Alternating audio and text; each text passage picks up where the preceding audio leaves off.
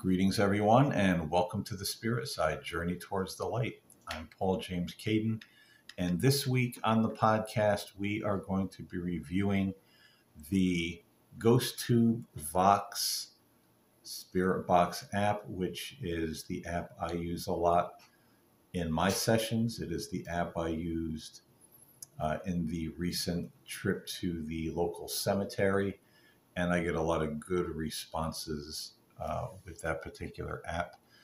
We're also going to talk about ghost boxes, how they work, why we might get certain responses that might seem scary or threatening or unwelcoming, what it means, how to deal with that type of thing. So, after doing those sessions, I had a few people, contact me and say, hey, could you talk a little bit more about the process that you do, the kinds of tools that you use. And I'm going to show you my little spirit box collection in just a moment. And, asking me the questions about, how do you deal with it, or what do you think it means when you hear a voice coming through a spirit box that says stop, or saying something negative or kind of scary or threatening. Well, we're going to get into all that in just a moment. But first and foremost, let's review the GhostTube Vox Spirit Box. This is basically a very simple app. And for those of you listening on the audio platforms only, this is GhostTube, just like YouTube, but it's GhostTube, all one word, and the app is Vox. V is in Victor, O-X. And I give this app 10 stars, 10 out of 10. This one really works for me. I get a lot of good responses through this app. And it's a very simple app. It just scans through internet radio. And I believe they added the radio static noise for white noise in the background. So it sounds like it's scanning through an actual radio with the but everything else is just internet radio that it's scanning through. And I really like this app because if you're doing a session, you don't have to have the external mic hooked up. You don't have to, hold it up to anything to record like some of the other manual radios that I have. This is very simple. You start a session, you hit record, and it records the whole session right to your phone. It picks up everything you say very clearly. It picks up what's coming through over the spirit box. So I really enjoy this app. I've been playing with a lot of the paranormal investigation apps for a number of years now. I would say I got my first Kindle Fire tablet in 2010, somewhere in that vicinity. And I just kind of stumbled upon in the Amazon App Store that they had these apps that, were claimed to pick up paranormal activity. And of course, I was obsessed because I'm very much into that sort of thing, have been for a number of years. Suffice to say, a lot of the ones you find on Amazon, there's a couple that are okay. But the issue with something like an Amazon Fire tablet, it doesn't have that GPS tracking system like a cell phone. When you put in Google Maps and you go to the GPS, to get from one destination to another, there's a certain, electromagnetic field, that helps the GPS, coordinate where you are and where you're going and give you directions. So a Kindle Fire doesn't have that. So it's kind of difficult because the idea is that spirits can take that energy, that electromagnetic energy coming from the device, and manipulate it to bring in certain words, to leave a radio EVP, in the static or whatever the case may be. So I find the ones on the cell phones to be much, much better, though not all apps are created equal. There is a lot of garbage out there. I've been playing, like I said, with a lot of apps for a lot of years now.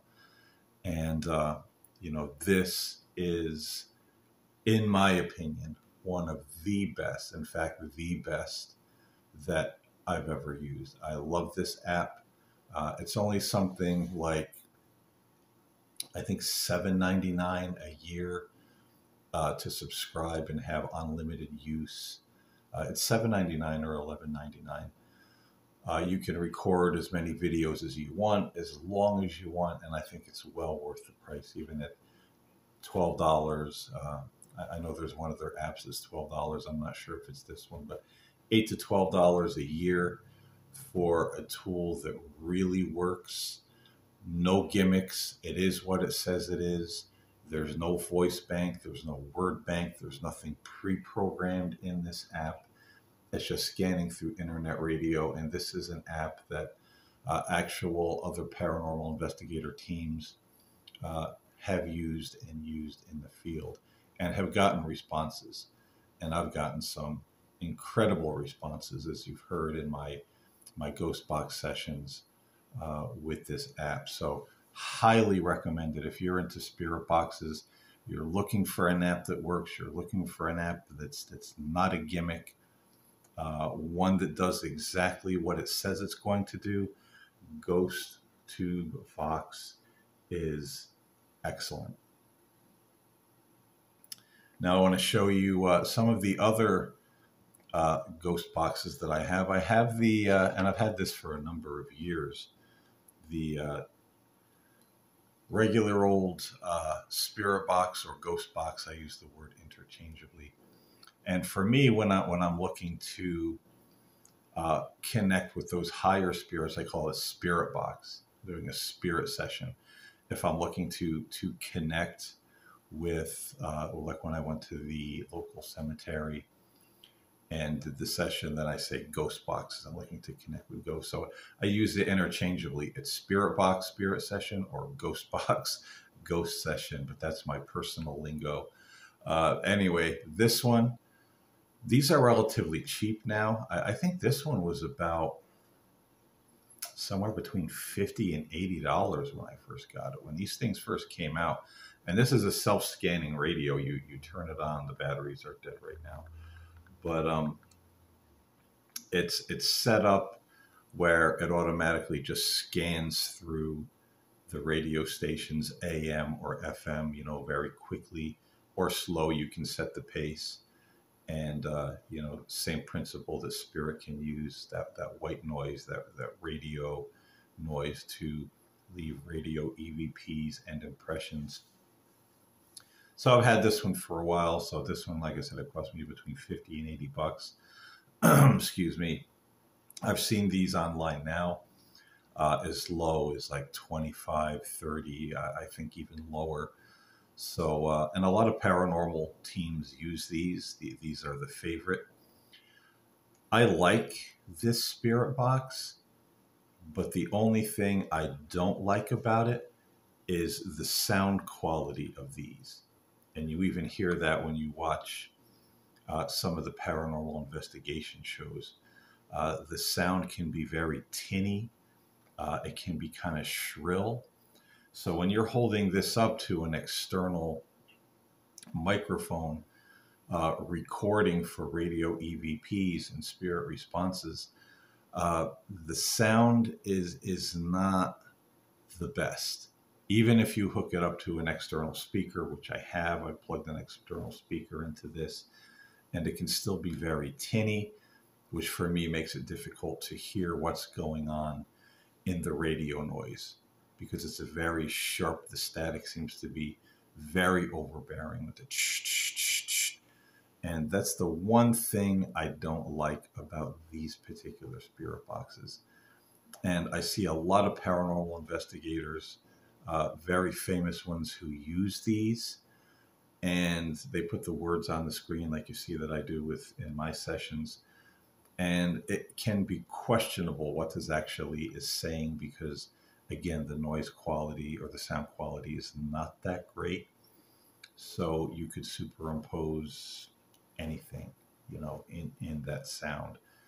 Uh, I've got some good responses, some clear responses through this. Yes, I like them. I think it's a good tool. I think it's worth having, but it's not my number one go-to when I'm going to do a session. But I'm going to do a session with this soon. I think I'm going to take this to one of the local cemeteries and see how it works, see how it sounds, and I'll post that here in the podcast so you folks can witness and see what you think. Battery compartment fell off. I had it on there loosely. I also I see a number of paranormal investigators and ghost box enthusiasts use these just manual little transistor radios that you dial through, manually. It goes from AM to FM. You can just dial through it. And I'll tell you what, these can be extremely cheap. I think this one cost me $12. I love it. I did the session Lost Souls Looking for the Light with this particular radio and got some awesome responses. Just playing with it on my own, I got some really great responses, and one I want to share in a short, hopefully this week or next week I can put that together. That was just really crazy. So these little radios, manual radios, I would prefer this, the manual radio, over the self-scanning ghost box. The sound on these things, this was only like $12. The sound is just incredible. It's clear, and it really picks up on an external mic very clearly. And so I would recommend using the manual radio. And if you're just listening by audio, this is, what's the brand I have here?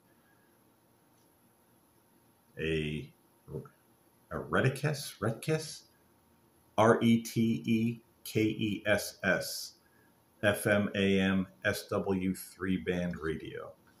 $12 on Amazon. It's awesome. Now this is my favorite because of the way it looks. This one it was 15 or 20, somewhere in there. It wasn't that much, maybe 25. This particular radio, it has a very old-fashioned look, which is why I got it. The sound is tremendous through this little radio. I played with it a lot, and I haven't done a session yet for my podcast, but I'm going to, because this is a great radio, and they have another one with one of the old-fashioned dials where the numbers are just in a circle, and you kind of dial it that way with the little red line that goes into the radio stations. And I want to get that one as well. I could be a ghost box collector. I love these things, but this is one of my favorites. I love this radio. And again, for those of you listening by audio only, this is a Prunus, Prunus. So if you put in the Prunus or Prunus, whatever it is, vintage radio, this will pop up along with some other models that are, ranging anywhere from 15 to 18 to 25 to 37. They're not that expensive, but this is a great radio. It takes AA batteries. You can charge it. It has Bluetooth, so I could hook the Ghost Vox app up through this and do a session through it, as use this for an amplifier. It's a great radio. It also takes SD card on the side where you can play music if you want to use it for something like that. But this is one of my favorites, and I'm going to be doing a session with this very soon. And I'll also show you the other model that I'm going to get, the old-fashioned mini radio, vintage radio, that I'm probably going to get sometime July, early August. But these are great. So that's the tools I'm currently using. And, you know, the thing of it is, and I want to review this app as well down the line. Let me see, get to it. I saw this one came recommended by Huff Paranormal. If those of you who watch YouTube and you're into the paranormal, I'm sure you know who Steve Huff is. And he recommended this one, Necrometer. Now, I haven't taken this out into the field. I haven't done any sessions with it. I've played with it a little bit. I've gotten a couple words. I mean, this is basically just gibberish. And the idea, again, is the spirit can take that gibberish and form words, you know, coherent words, and communicate with us. I got a couple clear, coherent words in playing with it so far, but nothing like what Steve Huff is getting. But again, I want to take it out into the field and really do a focused session with it and see how it works, and I'll get back to you guys with that. But I bring this up, the Necrometer by, I think it's Chill Factor that makes this. And the reason I bring that up is because not all tools are going to work the same for everybody. You know, that's Ghost Box and Paranormal Investigating 101 from my perspective, from, you know, my experience. You see a guy like Steve Huff or, you know, whomever on YouTube, and they're doing all these great sessions, and you say, wow, I want that app. Wow, I want that radio. Wow, I want that contraption he's working with. I'm going to buy one from him for, you know, hundreds of dollars. And then you get it and nothing, you know, and you're disappointed. And that is because it's not because the tools don't work. It's because everybody has their niche, what's going to work for them. You know, experiment with the Ghost Box, the self-scanning, some of the apps, manual tuning transistor radios. You know, experiment. Try other tools. You know, there's a variety of tools out there, motion detectors. Everybody's different. Everybody connects different. Everybody, my theory on it is, if I may sound, you know, a little metaphysical for a moment, everybody's energy is different, and the way everybody connects is different, and the tools that you use to do that are going to be different based on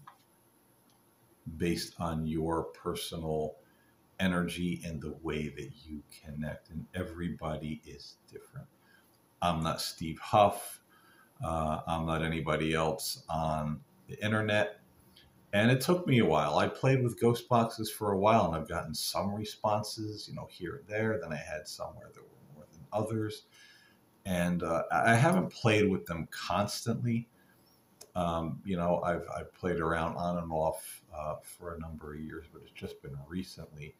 I don't know what's happened, but I got the right tools, or I'm just in the right frame of mind and energy. I don't know, but you know, things are really just kind of happening. I did actually a personal session for someone this past weekend who wanted to connect with their deceased mother, and it was just an incredible session with words and phrases coming through that, you know, I just felt blessed. I felt grateful. I felt grateful for the person I was doing this for. And again, I did it with this little radio right here. So everybody's going to be different. You have to experiment. You have to find what works for you, and also know that it takes time. You may connect right away. It may be a number of weeks. It may be a number of months. The more you practice, the more you practice with certain tools and take them out into the field, the sooner I feel you're going to get those responses. It took me a while because I was on and off with the Ghost Box, and I was more into EVPs, going out with the voice recorders and things like that for a while. Then I really got into the spirit boxes, and and now here I am. I love those things. They're my favorite paranormal investigation tool. So experiment, see what's out there, look at different tools, look at different apps, talk to other people, look for reviews on these apps. You're going to find a lot of reviews with kids just playing around saying, oh my God, there's a ghost in my closet. And these apps are junk. They have a voice bank, so don't believe everything you hear. You got to search and research and find real paranormal investigation teams who are taking these things out into the field and coming back and saying, it's a dud. We found out it was a fake, or hey, we actually got something with this. So it takes a little research, a little time, and practice in finding the tool that you connect with that helps you connect with spirit. So be patient with the process. Be patient with yourself. Don't try to mimic others. Don't try to be um, don't try to be Steve Huff. There's the other guy. His name escapes me right now. Um, his channel is Hope Paranormal. Um, can't remember his name, but you don't want to try to make believe you're that guy. They can we can have people that influence us, but we can't copy other people because their journey is different, their energy is different, the way they connect is different. You have to find your way. So what is your way? What is my way? One of the first things you have to do when you're going out at any kind of paranormal investigation, finding the tool that works for you, but when you're ready to connect, you have to protect yourself. You have to say what they call the prayer of protection. And mine generally goes something like this. I generally say, I ask God for wisdom and guidance during this session.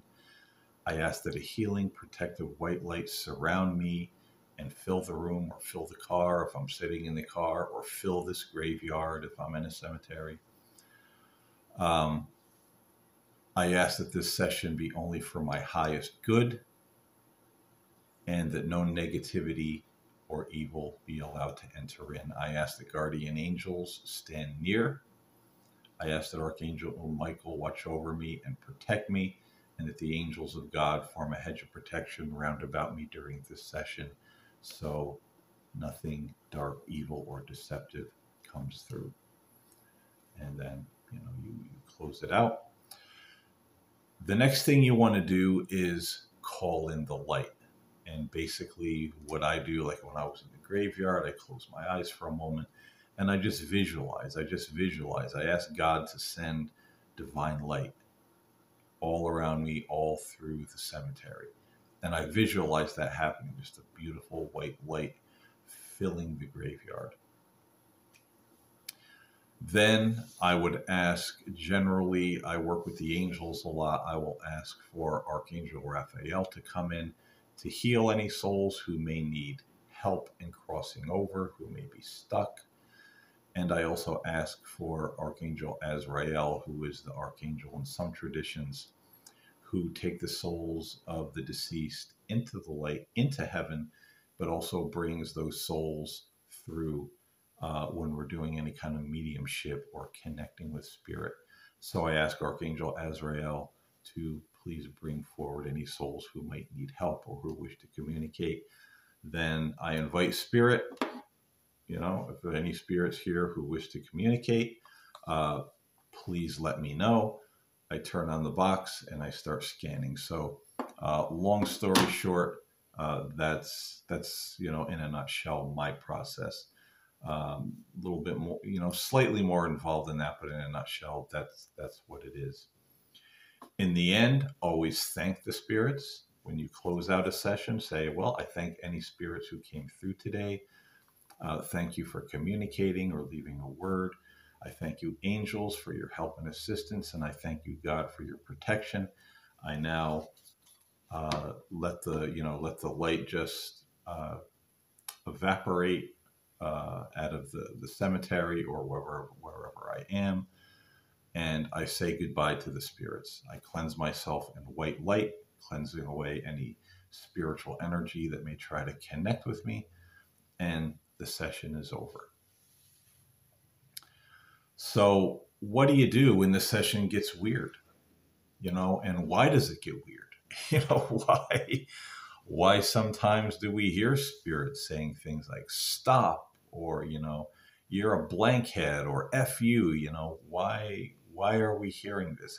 Is this demons we're talking to? The theory is that there are layers to the spirit world. There's the earth, there's the lower astral realm, what they call the higher astral realm, and then we get into the layers of heaven where the higher spirits are. Now, those lower astral realms, or lower realms of the spirit world, is where lost souls or souls who refuse to go to the light, and even some very bad people, might hang out. Now, some people will say, that's anti-biblical. That's witchcraft. That's nonsense. We either go to heaven or we go to hell when we die. Well, not so fast, because early Christians believed, and even some Catholic theologians who specialize in the paranormal and exorcisms and things like that, believe to this day that the earth plane, can be a purgatory for some spirits, that they may have to be here for a while after their passing, because they're not ready to enter the higher realms of heaven. And the early Christians believe this, many of them, many Catholic exorcists, and those who deal with the paranormal believe this. And if you look back, the analogy I use is that if you ever saw A Christmas Carol with Ebenezer Scrooge, and on Christmas Eve his deceased partner Jacob Marley shows up, and he's got the chain around him, and he says, I wear the chain I forged in life, and now I must walk the earth, to witness those things, that I should have done. I should have helped people, but now in my misery, I can't, I see where I failed. Well, that was not just a ghost story that Charles Dickens told. That was a belief of the day. And it's an old belief, and a belief that still exists in some older Christian circles today, that earth can be a purgatory for a spirit. And they could be stuck here. They could be kind of banished here for a time. That this idea of purgatory isn't necessarily burning in fire, like a milder version of hell before a spirit goes to heaven. No, it could be the lower astral realms, but there can be emotional or spiritual torment there, as the spirit learns what it did not learn in life. So this is an old idea. The early Christians, they went to cemeteries, they prayed at the grave sites of holy men and women, saints, asked for their prayers and their help in heaven. And they absolutely believed that also there could be not so nice spirits wandering around, in certain places, who are stuck here on the earth or haunting a certain place. So, you've heard me talk on my show before about all this literalism in Christianity, really kind of brought up in the fundamentalist evangelical, circles. But that literalism is actually a newer movement. I think it's less than 100 years old that literalism of the Bible actually, existed. So it's actually a very young movement and belief system, a way of interpreting the scriptures. And they took a whole lot of Christian tradition and beliefs even from the first and second century, and just threw the baby out with the bathwater. They threw it all out and just said, nope, Bible is literal word of God. This is all we need. We don't care what anybody believed, what anybody did, and they don't even talk about it. And most mainstream evangelicals don't even know these things. It's a complete shock to them. It was a shock to me coming out of that, particular sect. But early Christians did believe this, and it's reflected in stories like A Christmas Carol with Jacob Marley and the spirits roaming the earth. So there are spirits, that can be, and I think paranormal investigations, the science of paranormal investigating, even the science of spiritualism, connecting with the other side, because it is a science. They look to show that there is a life beyond this life. And I think a lot of those experiments and findings and data do show that there's life after this life, and that there are spirits that are roaming the earth for one reason or another. And some of them, that's why you hear when you turn on a spirit box many times, help, help, help me, please help me. Because some souls, and none of us know all the ins and outs of the spirit world, but for some reason there are spirits who are afraid to cross into the light. And most of the time you find out it's because they're afraid of judgment. They're afraid they're going to be sent to hell. They're afraid God is going to hurt them or punish them in some way. So they actually flee the light. They're here looking for their loved ones. They're lost. They've been there for a very long time. Wherever it is they're roaming around. We heard in my ghost box session in the local cemetery where one of the voices said, bored. The spirit was bored. Obviously just roaming around the local cemetery or areas nearby for God knows how long. And just, that was the word that came through, bored. Remember the name Mary came through several times. And I asked Mary, how come you didn't go to the light? And a voice said, stuck here. So why do spirits get stuck? And our theology, we can guess, but we don't fully know. Paranormal investigations and spiritualism seem to have the data that explains that some spirits are just afraid to cross over, or they're not ready to leave this earth plane. They're so attached to something here or a place. There's a variety of reasons why they might not be ready to cross over. But some of those spirits here on the earth plane, wandering around like Jacob Marley, and, those lower, what they call the astral or spiritual levels, going up to the higher realms of heaven, where some of the not so nice spirits dwell. That's why we get these responses that are not nice. Because if I'm an ornery, negative, nasty, don't like anybody kind of person, when I die, I'm still that same person. Surprise to many people, we don't automatically become like the angels and suddenly we're with Jesus playing a harp and I know all, see all, and everything's good. I'm this wonderful new person without a bad thought, without any negative attitude. That appears to be absolutely correct. When I die, I'm still me. That's why we need to learn our lessons and walk in love. And as the Apostle Paul says, work out our salvation. With trembling, because, and I've talked about this in my shows on religion in the past, a lot of people, they say, Jesus paid it all, they profess heaven, but they live like hell. They hate, they're violent, they're mean, they're foul, they judge others. And that's something, again, early Christians believed, we have work to do here. Jesus just didn't magically, he died on the cross and magically, we can be complete dunderheads all through life. But because we believe in Jesus, when we die, we're suddenly a saint. It doesn't work that way.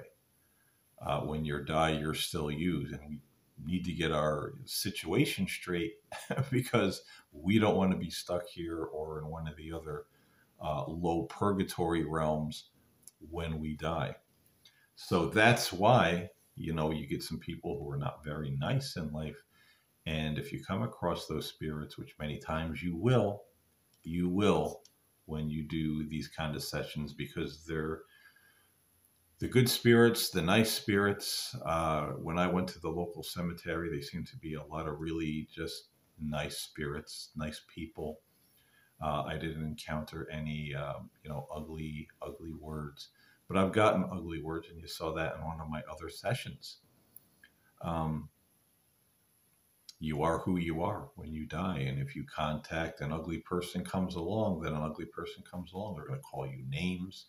They're going to threaten you. They're going to say, creepy things like the devil's coming, or I'm the devil. You know, they're just mean and manipulative as they were in life.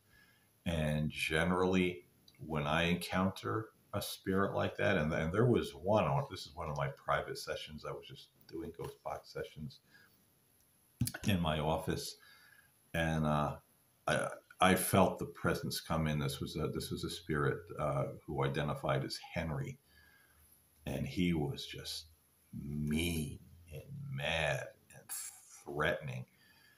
Every name in the book came through the spirit box. I mean, this guy, you could feel. And I have a little table next to my bed with some things on it, and there was a book on that table, right in the middle of the table, nowhere that it could fall off. It was away from me, where I wouldn't bump into it. And this book, like somebody just picked it up and threw it on the floor.